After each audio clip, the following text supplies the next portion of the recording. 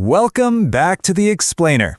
Today, we're diving straight into a monumental historical and spiritual journey, the life and mission of Prophet Muhammad.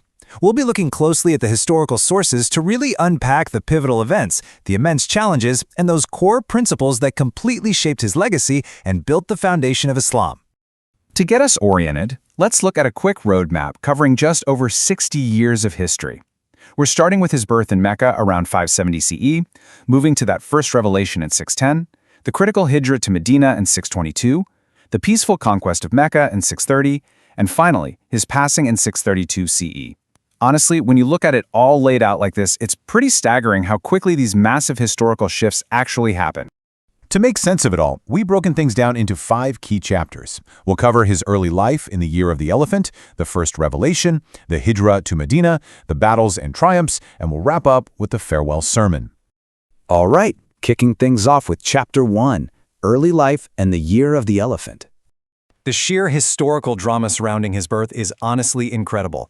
Born an orphan in Mecca in 570 CE, his arrival coincided with what's famously known as the Year of the Elephant. The historical texts tell us that King Abraha of Yemen actually marched on Mecca with this massive army and literal war elephants, intending to destroy the sacred Kaaba. But, as the sources describe, they were miraculously driven back by flocks of birds dropping stones from the sky. Just wild, right? After that intense beginning, he was raised by his grandfather Abdullah Muttalib and later his uncle Abu Talib. He also spent time in the desert with his foster mother Halima Sa'diya. The texts make a point to mention that her barren land and livestock instantly became abundant while he was there, which she took as a clear sign of the immense blessings this child carried. Now, what really stands out in the sources is that long before any talk of prophethood, he had already built this truly unmatched reputation among his tribe, the Quraysh. They gave him the title Al-Amin, which translates directly to the most trustworthy or the honest. People trusted him implicitly. That bedrock of deep integrity was fully established years before his spiritual mission even began. And there was definitely a unique aura about him early on. The texts illustrate this perfectly with a story from a trading trip to Syria he took with his uncle. A Christian monk named Bahira noticed something highly unusual, a mysterious white cloud specifically shading this young boy under the blazing desert sky.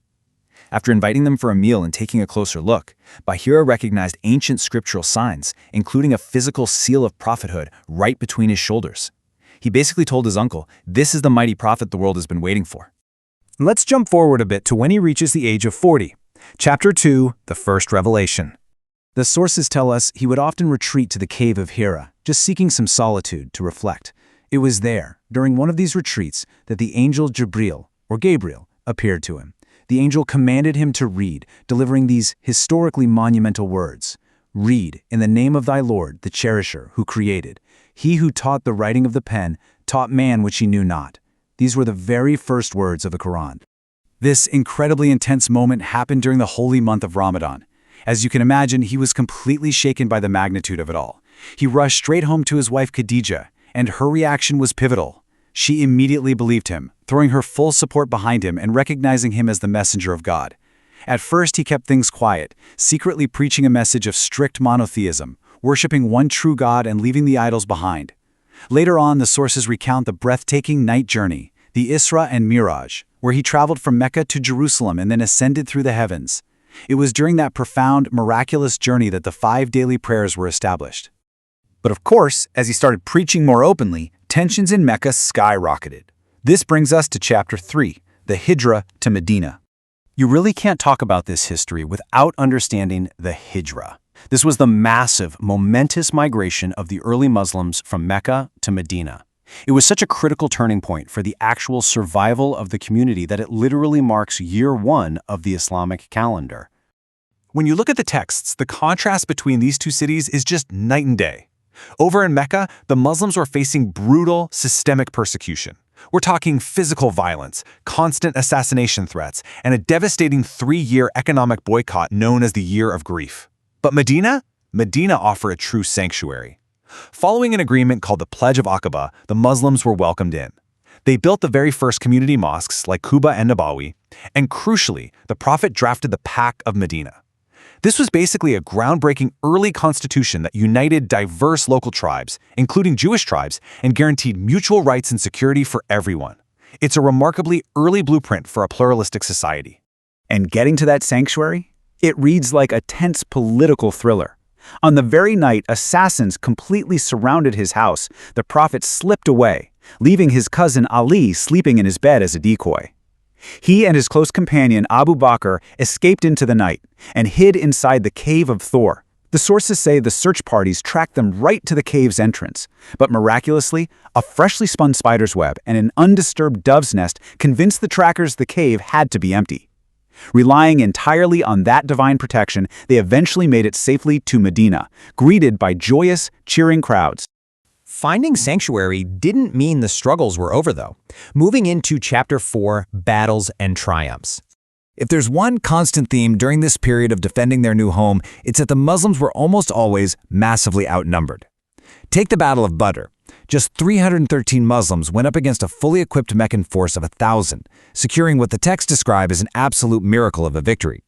Then at Uhud, they were 700 going against 3,000, and they actually suffered really heavy losses because a group of archers disobeyed direct orders and abandoned their strategic posts. But the Battle of the Trench is where things get really fascinating. Facing a massive alliance of 10,000 enemy troops, they took the brilliant advice of a companion named Salman the Persian and dug a massive trench right around Medina. That strategic innovation, combined with what the sources describe as freezing, divine winds that completely wrecked the enemy camps, ultimately forced the massive army to pack up and retreat. But what's truly striking is how all of these intense military conflicts actually wrapped up.